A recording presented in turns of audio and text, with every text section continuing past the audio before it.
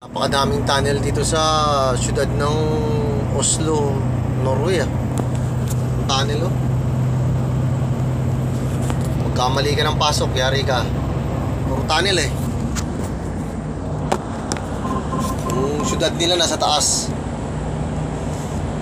5 kilometers, 25 kilometers na tunnel.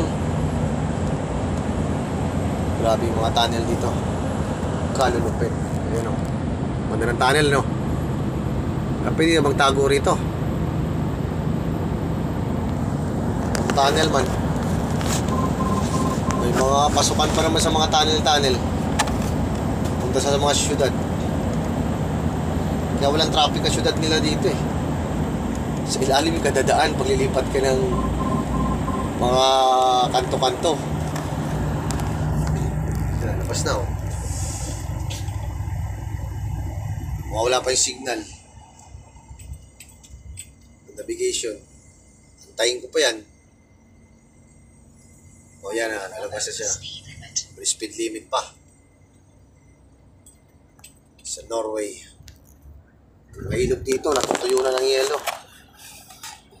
Pwede na mag-skating.